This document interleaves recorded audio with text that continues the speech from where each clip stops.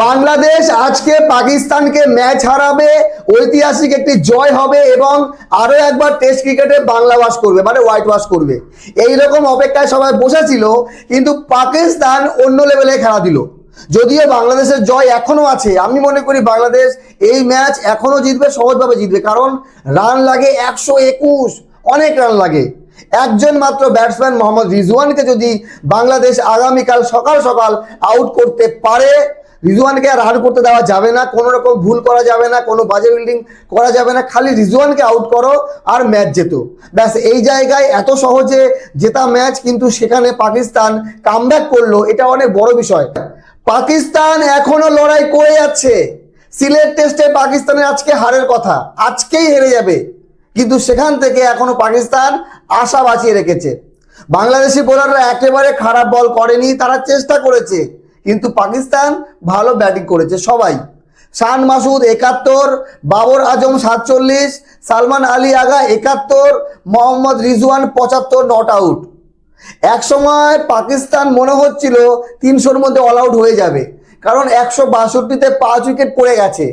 সেখান থেকে 296, মানে 162-তে 5 উইকেট, সেখানে 296 গিয়ে 6 উইকেট পড়ে, আর 304-এ 7 উইকেট। দেখেন, পাকিস্তানের এখন লাগে 121, পাকিস্তানের টার্গেট 437 হতে পারে, কিন্তু এখন পাকিস্তানের টার্গেট 121, আর বাংলাদেশের লক্ষ্য 3 উইকেট নেওয়া, যার মধ্যে 1 উইকেট নিলেই পাকিস্তান ম্যাচ হারবে।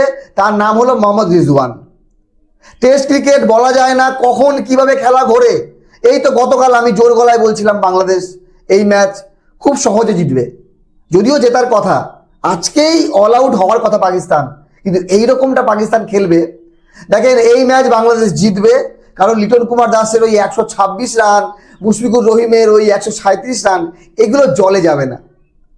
তো এই মুহূর্তে বাংলাদেশ যেই জায়গায় দাঁড়িয়ে আছে, কিচ্ছু না, শুধু পরিশ্রম করতে হবে, জায়গা মতো আজকে রাত্রে প্ল্যানিং করবে, কালকে অ্যাপ্লাই করবে।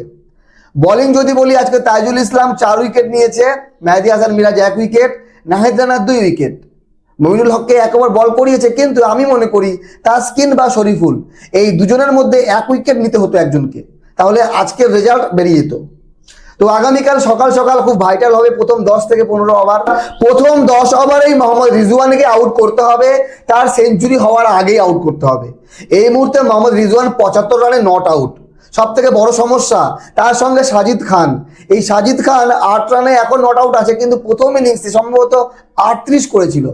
রান ম্যাটার করে না, পাকিস্তানের এখন দেখে খেলতে হবে, উইকেট হারালে চলবে না, আর বাংলাদেশ এই সুযোগটাই কাজে লাগাবে। তো বন্ধুগণ, সিলেট টেস্ট যদি বাংলাদেশ না জিততে পারে, অনেক বড় প্রশ্ন চলে আসবে। এত দূর যাওয়ার কথাই না, তবুও পাকিস্তান কোনোভাবে ভালো খেলেছে।